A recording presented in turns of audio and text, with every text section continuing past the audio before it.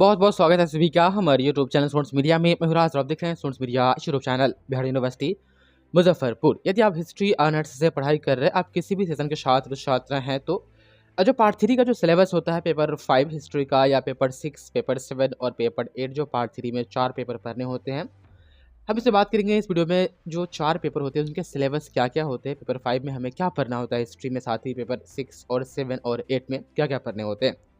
बिहार की जो अलग अलग यूनिवर्सिटीज़ है सभी में आप देखेंगे तो पेपर 8 का जो है सिलेबस कहीं ना कहीं मैच नहीं करता है।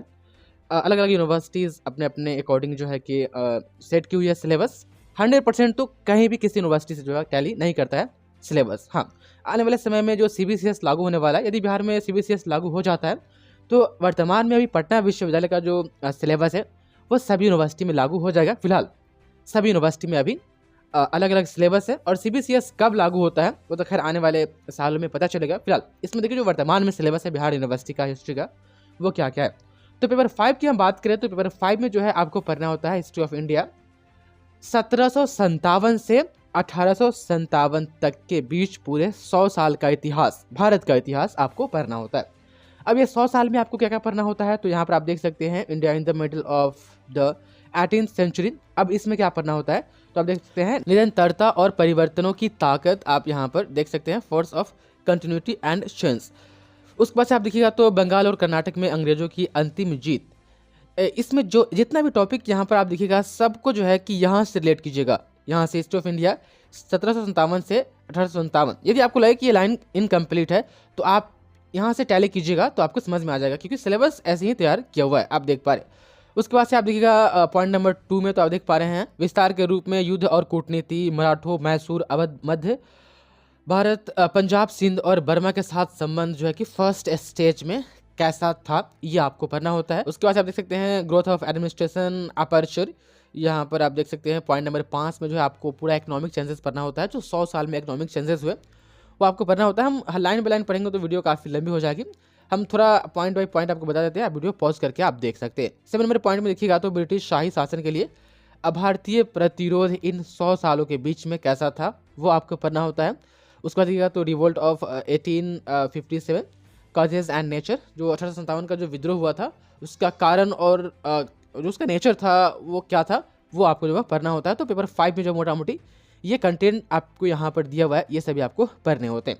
पेपर 6 की हम बात करें तो आप देख पा रहे हैं हिस्ट्री ऑफ इंडिया तो पढ़ना है, लेकिन कहाँ से, 1858 से लेकर के, जैसे कि इसमें था 57 तक था, उसके बाद से अगली जो है 1858 से लेकर के 1947 तक आपको हिस्ट्री पेपर 6 में पढ़ना होता है। और फ्रीडम मूवमेंट को लेकर के इसमें स्पेशल रेफरेंस यहाँ पर दिया फारस यानी फारसी पर्सियन लोग जो अभी वर्तमान में इराक है उसके बारे में आपको पढ़ना होता है, अफगानिस्तान है, नेपाल, तिब्बत, बर्मा जो अभी म्यांमार हो गया हुआ है के साथ जो भारत के संबंध कैसे थे वो आपको मोटा मोटी इसमें पढ़ना होता है। उसके बाद देखिएगा पॉइंट नंबर 2 में तो भारतीय राज्यों के प्रति ब्रिटिश नीति, जो अंग्रेज के पॉलिसी थे वो भारत राज्य को लेकर के वो क्या था वो आपको पढ़ना होता है। उसके बाद देखिएगा पॉइंट नंबर 3 में, अब वीडियो को पॉज करके आप आसानी से देख सकते हैं, हिंदी और अंग्रेजी दोनों में लिखा हुआ है, आप यहाँ पर देख सकते हैं। अब देखिएगा पॉइंट नंबर 5 में तो आप देख पा रहे हैं इंपीरियल ऑफेंस जो है कि आप देख पा रहे हैं लिटन और कर्जन के बारे में जो है शाही आक्रमण, अब यहाँ पर देख सकते हैं ये आपको पढ़नी होती है।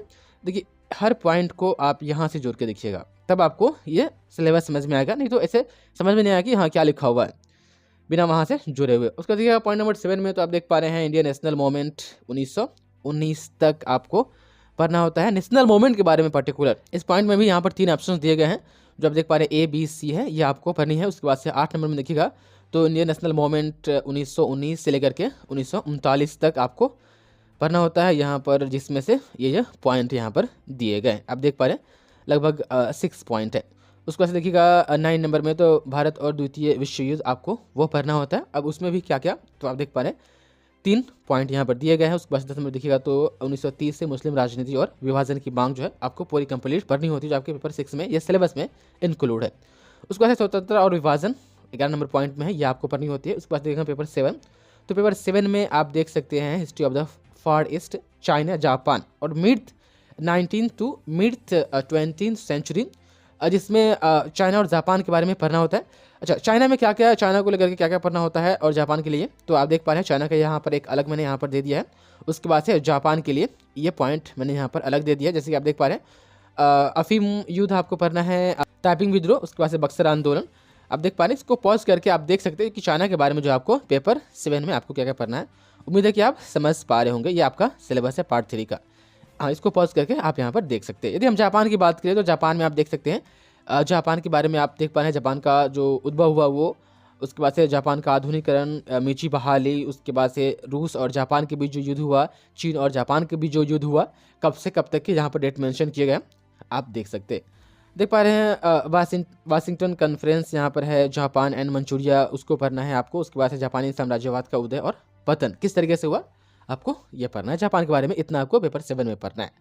अब पेपर 8 की हम बात करें तो इसमें अमेरिका के इतिहास को पढ़ना है। हिस्ट्री ऑफ यूएसए आप देख पा रहे हैं, 1776 से 1945 के बीच जो है आपको पढ़ना है अमेरिका के बारे में। अब अमेरिका के बारे में क्या क्या पढ़ना है तो आप देख सकते हैं, अमेरिका का स्वतंत्रता का युद्ध, उसके बाद से government and polity under George Washington, यहाँ पर पॉइंट नंबर 2 में दिया गया है।